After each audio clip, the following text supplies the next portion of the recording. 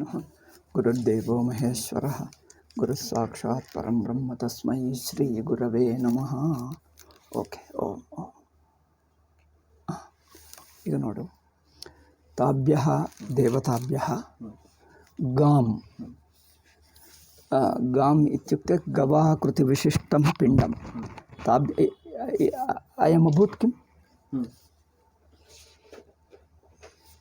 Okay, ಗವಾಕೃತಿ ವಿಶಿಷ್ಟಂ ಪಿಂಡಂ ತಾಭ್ಯ ಏವ ಅದ್ಭ್ಯಃ ಪೂರ್ವವತ್ ಪಿಂಡಂ ಸಮುದ್ರತ್ಯ ಮೂರ್ಛಯಿತ್ವಾ ಆನಯದ್ ದರ್ಶಿತವಾನ್. से देवाः स्थानमैच्छन्, सो देवेभ्यः स्थानं दातव्यम्. अत एव ईश्वरः देवेभ्यः गाम् आनीय दर्शयति एतद् गृहीत అంటే పిండముద్ధృత్య, అంటే పిండాత్ గవాకృతిం ఉద్ధృత్య ఏభ్యः అయచ్చత్ ఆనయత్ దర్శితవాన్. ताः देवाः पुनः गवाकृतिं दृष्ट्वा अब्रुवन् नवैनः अस्मदर्थम् अधिष्ठानाय अन्नमत्तुम् अयं पिण्डः अलम्. नवै अलम्, अलम् नवै, अलम् इत्युक्ते पर्याप्तः, अत्तुं न योग्यः इत्यर्थः. अलम् इत्युक्ते पर्याप्तं, न योग्यं न भवति इति. अयं गवाकृतिं दृष्ट्वा ते देवाः अभवन् अधिष्ठानाय गाम् अधिष्ठानं कृत्वा तत्र स्थित्वा ते अन्नमत्तुम् इच्छन्ति देवाः. ते मन्यन्ते अधिष्ठानाय अन्नमत्तुम् इयं गौ अलं न भवति, पर्याप्तं न भवति, योग्यो न भवति इति. किमर्थं? गवि प्रत्याख्याते सति प्रत्याख्यानं निराकरणं. गवि प्रत्याख्याते तथैव ताभ्यः अश्वमानयत्. ताभ्यः देवेभ्यः ईश्वरः अश्वमानयत्. ताः अब्रुवन्. पुनः देवाः एवं वदन्ति, न वै नोऽयमलमिति पूर्ववत्. इयं अश्वोपि अस्माकं पर्याप्तं न भवति, योग्यं न भवति. पुनः अग्रे गच्छामः. सर्वप्रत्याख्याने ताभ्यः पुरुषमानयत्. आदौ गाम् आनयत्, अनन्तरम् अश्वमानयत्, अश्वानन्तरं पुरुष इत्युक्ते मनुष्यः. पुरुषम् आनयत् स्वयोनिभूतं. योनिभूतं कथं भवति? योनि इति कारणभूतं. कस्य कारणं? देवानां कारणं मनुष्यः भवति किं? मरि योनिभूतम् इति वदति भाष्यकाराः. पुरुषम् आनयत्, पुरुषः योनिभूतः इति. आनन्दगिरिटीकायां किमपि अस्ति, मनुष्यः एव कर्म कृत्वा देवतास्थानं प्राप्नोति. अत एव मनुष्यः एव देवानां योनिः. योनि इत्युक्ते कारणम्. एवम् इति अहं चिन्तयामि, किन्तु श्रीचरणैः भाष्यकारैः नोक्तम्. ओ, तव हस्ते पुस्तकं नास्ति.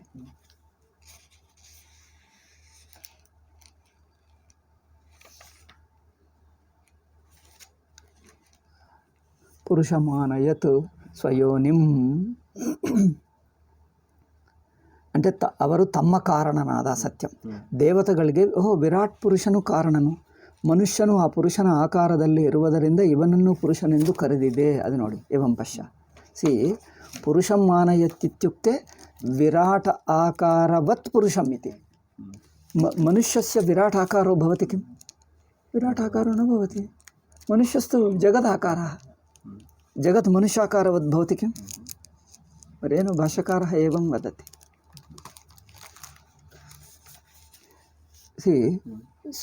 योनिः स्वयोनिः इत्युक्ते देवानां कारणभूतः. देवानां कारणभूतः विराट् इति. ताः स्वयोनिं पुरुषं दृष्ट्वा, स्वकीययोनिभूतः पुरुषः विराट्. ओहो, वैराजमेव साक्षात् आनयत्. दृष्ट्वा अखिन्नाः सत्यः. खिन्नः इत्युक्ते विषण्णः, अखिन्नः इत्युक्ते अविषण्णः, अविषण्णः इत्युक्ते विषादरहितः. पूर्वं गां दृष्ट्वा, गवाकृतिं दृष्ट्वा, अश्वाकृतिं दृष्ट्वा खिन्नाः अभूवन् देवाः. कुतः? इयमाकृतिः गवाकृति वा अश्वाकृतिर्वा अस्माकं पर्याप्तं न भवति इति. अधुना पुरुषाकृतिं दृष्ट्वा ते हृष्टाः. अधुना विषादो नास्ति। हृष्टाः सत्यः देवताः एवम् अब्रुवन् सुकृतं बत शोभनं कृतम् इति अधिष्ठानं बत इति अब्रुवन्। ಅಂದರೆ ಇದಂ ಅಧಿಷ್ಠಾನಂ ಶೋಭನಂ ಕೃತಂ. ಅಸ್ಮಾಕಂ ಅಧಿಷ್ಠಾನಂ ಇತ್ಯುಕ್ತೆ ಆಯತನಂ ನಿವಾಸಸ್ಥಾನಂ. ಅಸ್ಮಭ್ಯಂ ಯದ್ ಆಯತನಂ ಸೃಷ್ಟಂ ಭವತಾ ತತ್ ಶೋಭನಂ ಕೃತಂ ಇತಿ. ತಸ್ಮಾತ್ ಪುರುಷೋ ಭಾವಃ ಅತ್ರ ವಿರಾಟ್ ಇತಿ ಯದ್ ಪುರುಷಂ ದೇವಾನಾಂ ಕಾರಣಭೂತಃ ವಿರಾಟ್ ಇತಿ ಯದ್ಯಪಿ ಉಕ್ತಂ ಮನುಷ್ಯ ಆಕಾರೇ ವಿರಾಟ್ ಭವತಿ ಇತಿ मनुष्य आकारे विराट भवति इति मनुष्य आकारे विराट कथं भवति? शास्त्रेषु तथा वर्णितमस्ति. विराट पुरुषस्य मनुष्याकारो भवति इति न शक्यते वक्तुं, किन्तु मनुष्य आकारवत् शास्त्रेषु कल्पितमस्ति. तत् किमर्थम्? उपासनार्थं. सहस्रशीर्षः पुरुषः मनुष्यवत् कथं भवति? सहस्राणि भवन्ति किं? सहस्रशीर्षाणि भवन्ति मनुष्यस्य. अस्तु नाम सहस्राणि न भवन्ति चेत् एकं वा शीर्षं भवत्येव. तत्र विराट् पुरुषः मनुष्य आकारवत् तत्र वर्ण्यते. तस्य नेत्रे भवतः शिरः भवति, मुखं भवति, नासिका भवति, हस्तपादौ भवतः उदरं भवति इत्यादिकं. यथा विराट पुरुषः मनुष्य आकारे वर्णितः इति तत् उपासनार्थं वर्णितं, न तु वस्तुतः एव तथा अस्ति इति नार्थः. वस्तुतः एव विराट पुरुषः मनुष्याकारे वर्तते इति नार्थः. उपासनार्थं तथा कल्पितः. अत एव मनुष्याकारवत् विराट भवति इति पुरुषाकारं दृष्ट्वा एता देवाः भृशं सन्तुष्टाः अभवन्निति. यथा कथञ्चित् अत्र स्वयोनिम् इति भाष्यकारेण उक्तत्वात् अस्माभिः कथञ्चित् समर्थनीयम्. अस्तु, इदम् अधिष्ठानं बत. इदं मनुष्याकारं विराट मनुष्याकारं दृष्ट्वा अत्र सन्देहः, मनुष्य आकारं देवतानां स्थानत्वेन दत्तम् अथवा विराडाकारं. पुरुषः देवानां स्थानत्वेन अधिष्ठानत्वेन निवासस्थानत्वेन दत्तः. कः पुरुषः? विराट पुरुषो दत्ता वा मनुष्ಯವೋ दत्ता वा? ಗೊತ್ತಾಗ್ತಾ ಇಲ್ಲ ನನಗೆ. ವಿರಾಟ್ ಪುರುಷೋ ವಾ ಮನುಷ್ಯೋ ವಾ?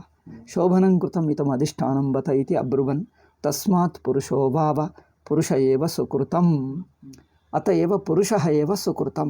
सुकृतम् इत्युक्ते पूर्वपुण्यकर्म हेतुत्वात् सम्यक् कृतं.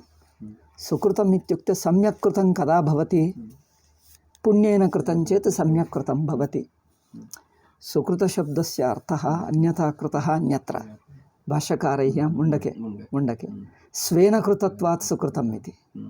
स्वेन कृतत्वात् सुकृतम् इति एकः अर्थः. पुण्येन पुण्यकर्मणा कृतत्वात् सुकृतम् इति द्वितीयो अर्थः. अत्र द्वितीयः अर्थः आदृतः.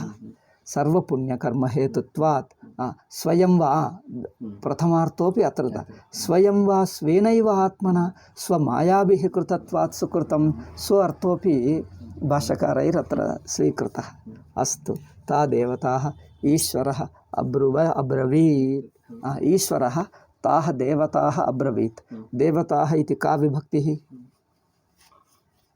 देवताः इति. ताः देवताः ईश्वरः अब्रवीत्. द्वितीया देवतरन्नु.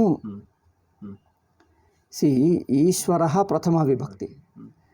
ता देवताः ईश्वरः अब्रवीत् इत्युक्ते ईश्वरः कान् अब्रवीत्? देवान् भाषते, देवान् वदति. अत एव देवताः इति द्वितीया बहुवचनं. ताः देवताः ईश्वरः अब्रवीत्. किम् अब्रवीत्? इष्टम् आसाम् इदम् अधिष्ठानम् इति मत्वा. आसाम् इत्युक्ते अत अकारः ह्रस्वः अस्ति, दीर्घं कुरु. दीर्घेण भाव्यम्. इष्टम् आसां देवतानां स्त्रीलिङ्गशब्दः आसां देवतानाम् इदम् अधिष्ठानम् इष्टमस्ति. इदम् अधिष्ठानम् इति क्षणं तिष्ठ. पुरुषः अत्र विराट् पुरुषो वा मनुष्यो वा? ಸ್ವಯೋನಿಭೂತಂ. ಅವರು ತಮ್ಮ ಕಾರಣನಾದ ಪುರುಷನನ್ನು ಕಂಡು ಹರ್ಷದಿಂದ ಕೂಡಿದವರಾಗಿ ಸುಕೃತವಾಯಿತು.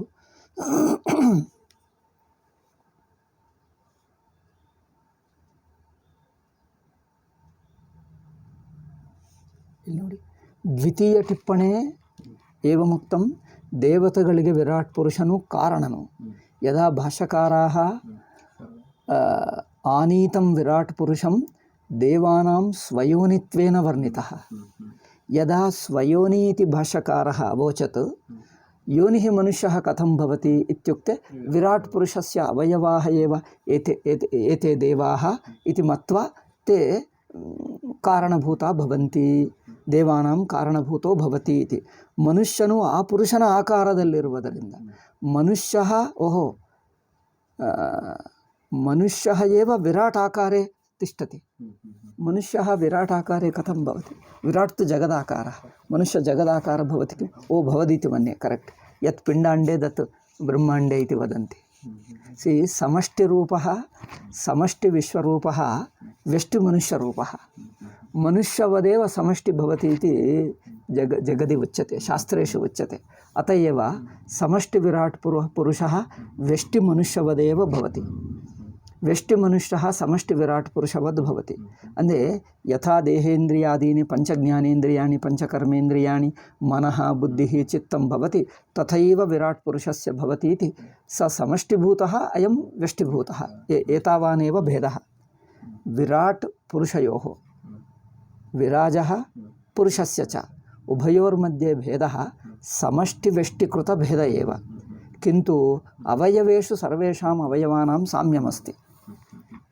उभयोः अवयवेषु साम्यमस्ति.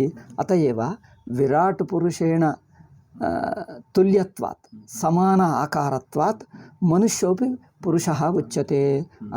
ಎಲ್ಲ ದೇವತೆಗಳ ಅನದರ ಅಂದಂటే ಅನ್ಯಂ ಟಿಪ್ಪಣಂ ಪಶ್ಯ. ಕಿಮ್ ಅನ್ಯಂ ಟಿಪ್ಪಣಂ? ಅಖಿನ್ನಾ ಸತ್ಯಃ ತಸ್ಮಾತ್ ಪುರುಷೋಪಾವ ಸುಕೃತಂ.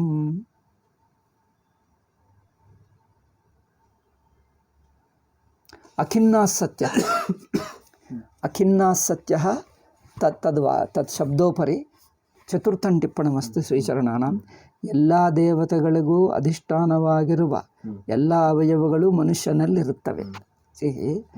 ಎಲ್ಲ ಸರ್ವೇಷಾಂ ದೇವಾನಾಂ ಅಧಿಷ್ಠಾನಮಿತ್ಯುಕ್ತೆ ನಿವಾಸಸ್ಥಾನಂ ಕುತ್ರ? ವಿರಾಟ್ ಪುರುಷೇ.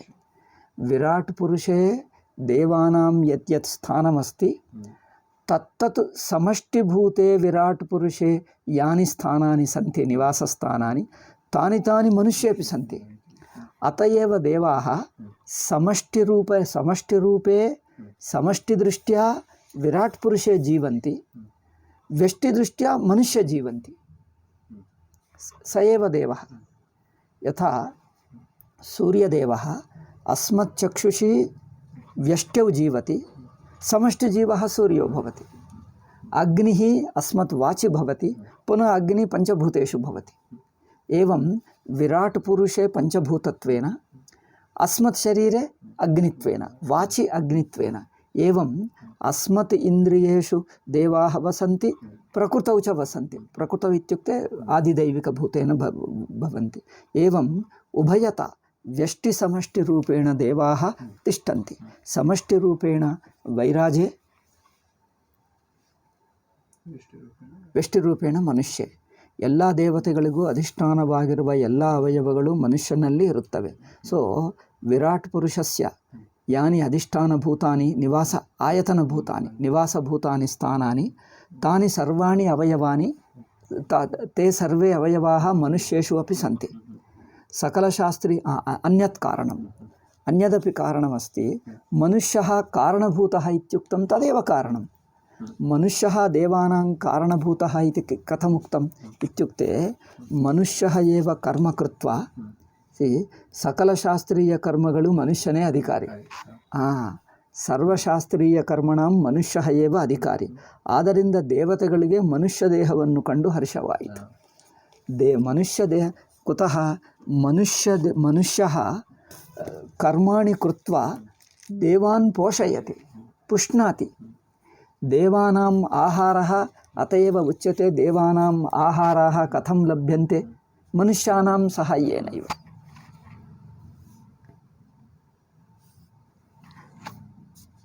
अत्रापि आश्चर्यं, देवाः पूजादिकं पञ्चमहायज्ञादिकं कुर्वन्ति, मनुष्याः पञ्चमहायज्ञान् कृत्वा देवान् तर्पयन्ति, पूजयन्ति, तर्पयन्ति, नैवेद्यं ददति, तेन देवाः सन्तुष्टाः भवन्ति। किन्तु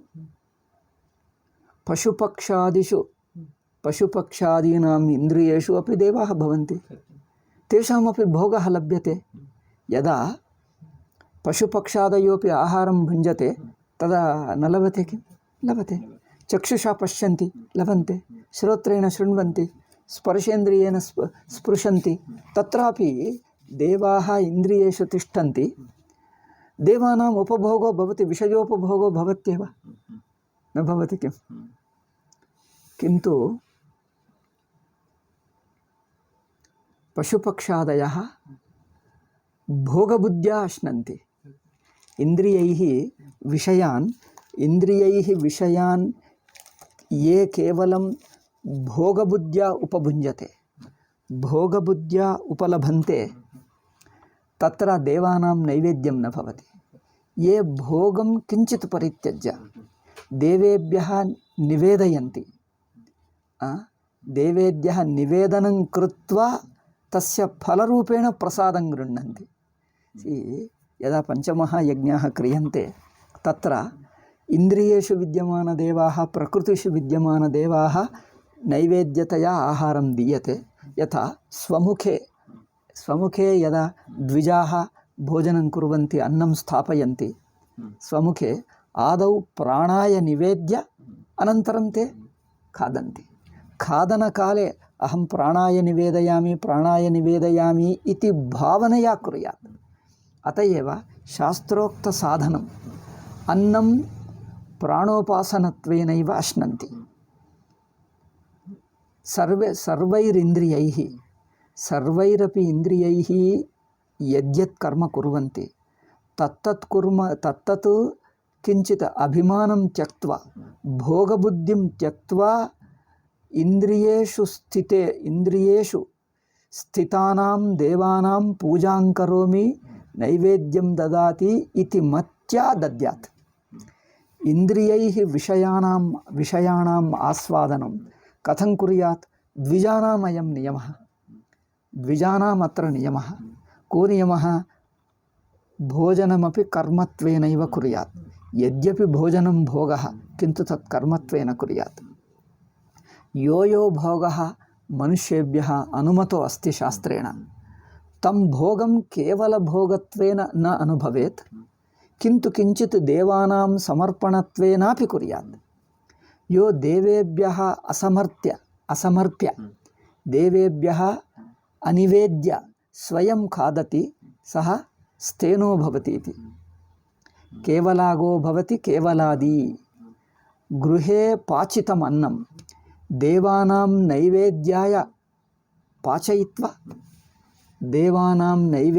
पाचयित्वा आदौ देवेभ्यः निवेद्य तत् प्रसादत्वेन अवशिष्टं प्रसादत्वेन गृह्णीयात्।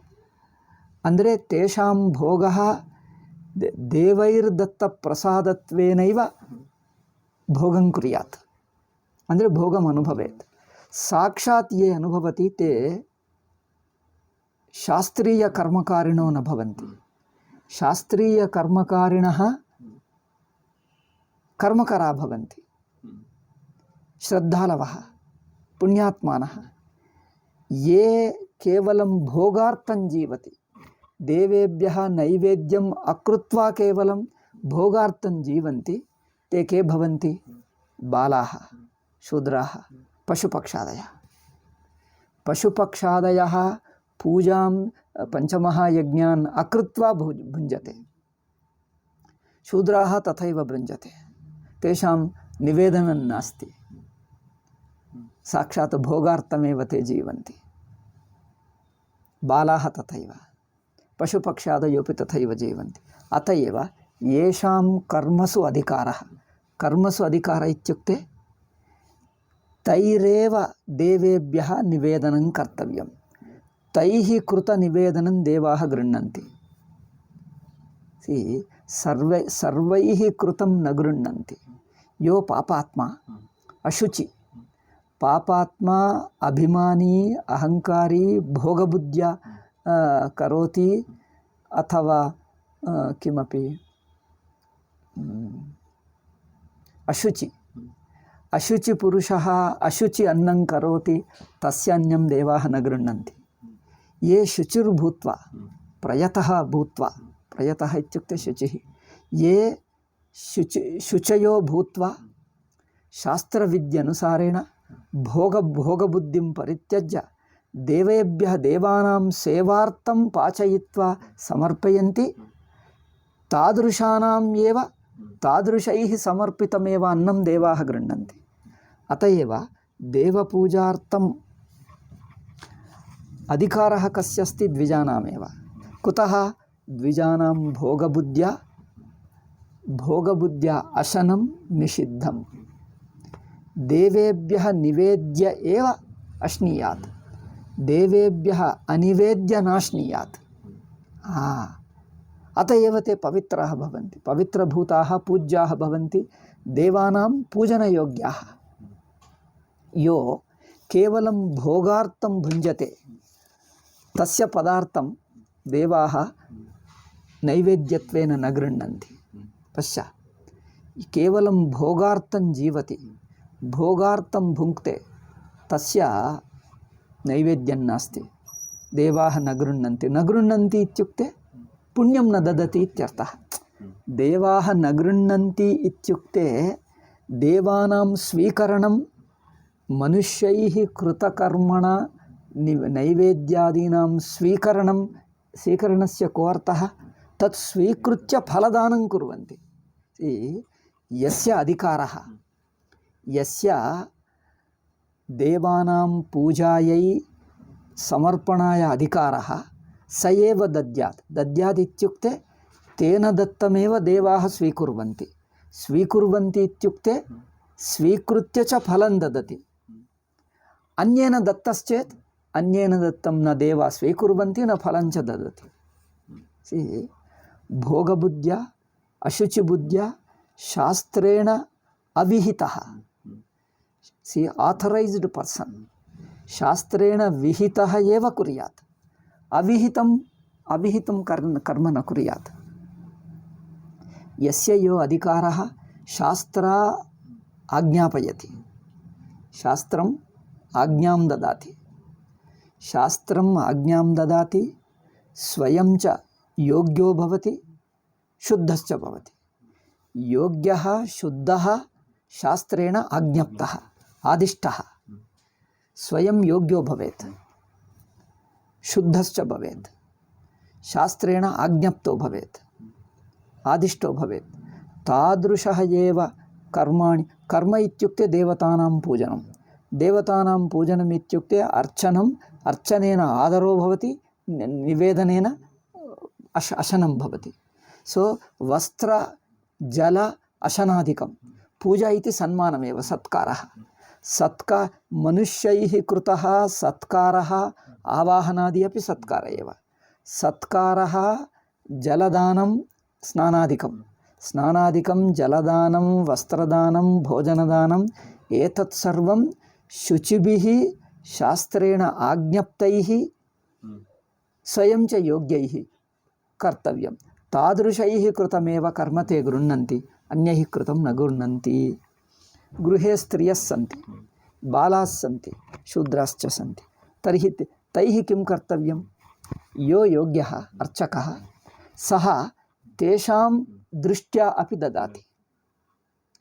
शूद्राणां कृते, स्त्रीणां कृते, बालानां कृते, पशुपक्षी आदीनां कृते, तेषां सर्वेषां कृते स्वयं पूजां कृत्वा तत् प्रसादं प्राप्य तत् प्रसादं सर्वेभ्यो वितरति।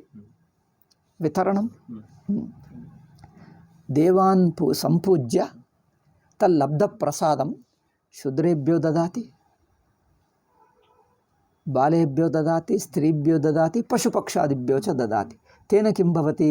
ದೇವಾನಾಂ ಪೂಜಾ ತೈಃ ಕೃತೋ ಭವತಿ. ಅತಯೇವ ಯೋಗ್ಯಃ ಏವ ಪೂಜಾಂ ಕುರ್ಯಾತ್. ಯೋಗ್ಯೈಃ ದತ್ತಮೇವ ದೇವಾಃ ಸ್ವೀಕುರ್ವಂತಿ. ಸ್ವೀಕೃತಸ್ಯ ಯಸ್ಯ ಸ್ವೀಕುರ್ವಂತಿ ತಸ್ಯೈವ ಫಲಂ ದದತಿ. ಯಸ್ಯ ನ ಸ್ವೀಕುರ್ವಂತಿ ಫಲಂ ನ ದದತಿ. ಅಯಂ ನಿಯಮಃ. ಅಷ್ಟೇ. ಅತಯೇವ ದೇವಾಃ ಮನುಷ್ಯದೇಹಂ ದೃಷ್ಟ್ವಾ ಭೃಶಂ ಹೃಷ್ಟಾಃ ಅಭೂವನ್. ಕುತಃ? ಅಯಂ ಮನುಷ್ಯಃ ಕರ್ಮಾಧಿಕಾರಿ. ಅಯಂ ಮನುಷ್ಯಃ ಕರ್ಮಾಧಿಕಾರಿ. ಕರ್ಮಾಣಿ ಕೃತ್ವಾ ದೇವಾನ್ ಅರ್ಚತಿ, ಅರ್ಚಯತಿ, ಅರ್ಚತಿ ಉಭಯಮಪ್ಯಸ್ತಿ. ದೇವಾನ್ ಅರ್ಚತಿ. ಅತ್ರ ತಾ ದೇವತಾಃ ಈಶ್ವರಃ ಅಬ್ರವೀತ್. ಈಶ್ವರಃ ತಾನ್ ದೇವಾನ್ ಏವಂ ಅಬ್ರವೀತ್. ಇಷ್ಟಂ ಆಸಾಂ ಇದಮಧಿಷ್ಠಾನಂ ಇತಿ ಮತ್ವಾ. ಸಿ ತಾಸಾಂ ದೇವತಾನಾಂ ಇದಮಧಿಷ್ಠಾನಂ. ಮನುಷ್ಯ ಶರೀರಮೇವ ತೇಷಾಂ ಅಧಿಷ್ಠಾನಂ ಭವತಿ. ते अतीव तुष्टाः अभूवन्. एतत् किमर्थमिति मया पूर्वमुक्तमिति मन्ये. मनुष्यजन्म प्राप्यते चेत् देवाः मनुष्यान् पवित्रान् मन्यन्ते. मनुष्यैः कृतकर्माणि देवाः स्वीकृत्य फलं ददति. अन्यैः दत्तं न स्वीकुर्वन्ति देवाः. नैवेद्यत्वेन न स्वीकुर्वन्ति, उपकारं कुर्वन्ति. उपकारमित्युक्ते यथा कश्चन पिबति, सुरां पिबति. सुरापानेन मुखे को देवता अस्ति? मुखे अग्निदेवता भवति. सुरापानेन नैवेद्यत्वेन देवाः गृहीत्वा तस्य फलम् आशिषः ददति किं? न कुर्वन्ति. अशिष्ट आहारं शास्त्रनिषिद्ध आहारे भक्षिते सति शास्त्रनिषिद्धं किं? देवानाम् अयोग्यं यत् देवाः यम् आहारं न स्वीकुर्वन्ति तदशिष्टाहारं. तस्य प्रदानेन देवाः न स्वीकुर्वन्ति. देवाः न स्वीकुर्वन्ति चेत् तत् निवेदितं प्रसादं न भवति. प्रसादं न भवति चेत् साक्षात् अश्नाति चेत् देवैर अननुगृहीत आहारः भक्षितो भवति.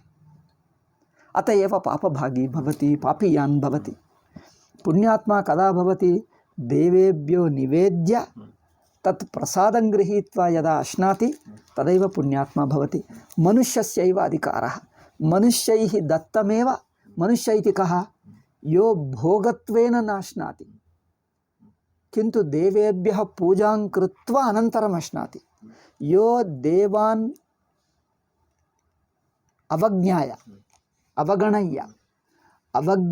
अवगणय्य साक्षात् अश्नाति तस्य पूजां न गृह्णन्ति. पश्य, तस्य पूजां न गृह्णन्ति. कुतः? यो साक्षात् भक्षयति, देवेभ्यः ददामीति न मन्यते. यो इन्द्रियेषु स्थित्वा एकैकस्मिन् इन्द्रिये देवाः स्थिताः सन्ति. तेभ्यः देवेभ्यः अहं नैवेद्यं ददामि इति मत्वा विनिवेदयेत्. विनिवेद्य च स्वयं प्रसादत्वेन गृह्णीयात्. एवं यः करोति सो पंचमहायज्ञान् करोति. स एव शास्त्रेण विहितकर्मा, शास्त्रविहितकर्मा सः. स एव देवानां पूजाधिकारी. ता देवताः ईश्वरम् अब्रवीत्. तादृशपुरुषाय देवाः पुण्यं ददति, अंतःकरणशुद्धिञ्च इन्द्रियनिग्रहं मनोनिग्रहं अंतःकरणशुद्धिञ्च ददति. सकामश्चेत् पुण्यं ददति, निष्कामश्चेत् ता एव देवाः, ते एव देवाः निष्काममेव देवान् अर्चयन्ति. तेभ्यो मनुष्येभ्यः इन्द्रियनिग्रहं मनोनिग्रहं अंतःकरणशुद्धिञ्च ददति ते देवाः. सकामश्चेत् पुण्यं ददति. सकामत्वेन वा निष्कामत्वेन वा पूजारूपेण न करोति, केवलं भोगमेव करोति. भोगमेव करोति इत्युक्ते देवान् उपयुञ्जते. देवान् उपयुञ्जते न तु अर्चयति. देवान् उपयुञ्जते न तु अर्चति. तादृशेभ्यः देवाः पुण्यं न ददति. अदु व्यत्यासः, भेदं पश्य. अत एव सर्वे हि स्वयोनिषु रमन्ते अतः यथा सर्वेपि स्वयोनि इत्युक्ते कारणभूते स्वकारणभूतं प्राप्य सर्वेपि आनन्दिता भवन्ति। मातापितरौ सम्प्राप्य बालाः भृशं तुष्यन्ति। कुतः? स्वकीयकारणभूताः। कारणभूतमित्युक्ते कस्य कारणं? न केवलं जन्मनः कारणं, स्थितेरपि कारणं। यज्जन्मकारणं तदेव स्थितिकारणं। मातापितरौ मनुष्याणां यथा जन्मकारणं तथैव पोषणकारणं। पोषणस्य कारणत्वात् मातापितरौ दृष्ट्वा बालाः तुष्यन्ति। कुतः? पोषणकारणभूताः, अदे अन्ते पोषकाः इति। अत एव देवाः स्वकीयविराट्पुरुषं सम्प्राप्य अतीव तुष्टाः भवन्ति। कुतः? एते अयं विराट्पुरुषं सम्प्राप्य वयं अतीव तुष्टाः। किमर्थम् इत्युक्ते विराट्पुरुषः एव अस्मान् पुष्णाति। विराट्पुरुषस्य प्रतिनिधि मनुष्यलोके मनुष्यो भवति। अयं मनुष्यः विराट्पुरुषपक्षतः देवान् पूजयति, देवान् पुष्णाति। अत एव स्वयोनिषु रमन्ते। देवाः स्वकारणभूते रमन्ते। रमन्ते इत्युक्ते आनन्दम् अनुभवन्ति। अत एव देवाः सज्जनान् धार्मिकान् मनुष्यान् दृष्ट्वा भृशं रमन्ते। देवाः सज्जनान् पुण्यपुरुषान् पुण्यकर्मकारिणः मनुष्यान् दृष्ट्वा भृशं रमन्ते। कुतः? अस्मान् पूजयन्ति, अस्मान् पुष्णन्ति मनुष्याः, अत एव रमन्ते। अतः यथा यतनं यस्य यस्य वदनादिक्रियायोग्यम् आयतनं तत् प्रविशत इति। अत एव यथायतनम् इत्युक्ते तस्य तस्य यथा यथा आयतनमस्ति तत्तत् स्थानेषु गत्वा प्रविशतः इत्युक्तं। कथं प्रविशन्ति इति आगामि मन्त्रे उच्यते। पञ्चममन्त्रो वा चतुर्थमन्त्रे। एकं वाक्यं पठित्वा अत्र समापयामि। अग्निर्वाग् भूत्वा मुखं प्राविशत्। अग्निदेवता वाग् भूत्वा मुखं प्रविशति। अस्मन्मुखे अग्निदेवता अस्ति इति मत्वा अत एव अस्मत् मुखेन अश्लीलभाषणं न कुर्यात्, अन्यपरनिन्दां न कुर्यात्, शास्त्रनिषिद्धञ्च आहारं नाश्नीत। शास्त्रनिषिद्धं नाश्नीत। सदा शुचिं स्थापयेत्। प्रातःकाले उत्थाय शुचिं स्नापयेत्। अशनानन्तरमपि मुखं प्रक्षालयेत्। सदा इन्द्रियाणि शुद्धं स्थापयेत्। कुतः? देवानां स्थानमिदम्। अशुद्धं चेत् यथा मन्दिरमार्जनं भवति, स्वकीय इन्द्रियाणां सदा मार्जनं कुर्यात्। कुतः? देवतानां। देहो देवालय प्रोक्तः इत्युक्ते एकैकस्मिन् इन्द्रिये एकैकदेवो भवति। अत एव यो शुचिं स्थापयेत्, शास्त्रोक्तकर्माणि कुर्यात्, तद्दुरुपयोगं निषिद्धकर्माणि न कुर्यात्। अन्यस्य निन्दा अथवा अशुचिकार्यं सुरापानादिकं कृते सति मुखम् अशुद्धं भवति। तत्र देवाः न तिष्ठन्ति। तदा वेदमन्त्रोच्चारणमाय अयोग्यं भवति। एवं किल? अत एव अश्लीलभाषणं न कुर्यात्, अशुद्धशास्त्रनिषिद्धवचनं न वदेत्। न केवलं तत् व्याकरणदुष्टमपि पदं न वदेत्। सदा संस्कृतभाषा देवभाषा। संस्कृतभाषया देवाः तुष्यन्ति। अशुद्धभाषे अशुद्ध वाचि देवाः असन्तुष्टा भवन्ति, अनादृता भवन्ति, अनर्चिता भवन्ति। तथा न कुर्यात्। एवम् अग्रे अस्ति, श्वो वक्ष्यामः। ओम शान्तिः शान्तिः शान्तिः। हरिः ओम श्री गुरुभ्यो नमः। हरिः ओम। अत एव म्लेच्छभाषां न भाषेत इति उच्यते। म्लेच्छभाषया मुखे स्थिता देवाः न तुष्यन्ति। संस्कृतभाषायाः भाषणे तदपि व्याकरणशुद्धमेव, अशुद्धं न ब्रवीत। शुद्धं व्याकरणशुद्धं वचने, व्याकरणशुद्धे वचने उक्ते सति देवाः अपि सन्तुष्यन्ति। सन्तुष्यन्ति इत्युक्ते फलं ददति इत्यर्थः। देवानां सन्तोषेण फलम् आयात्येव। देवाः तुष्टा इत्युक्ते फलं ददति। फलं न ददति इत्युक्ते न सन्तुष्टाः। न सन्तुष्टाश्चेत् तव पूजां न गृह्णन्ति, फलं च न ददति। तावदेव। अन्यस्य फलं न गृह्णन्ति, अन्यस्य न गृह्णन्ति। अस्तु। ओम शान्तिः शान्तिः।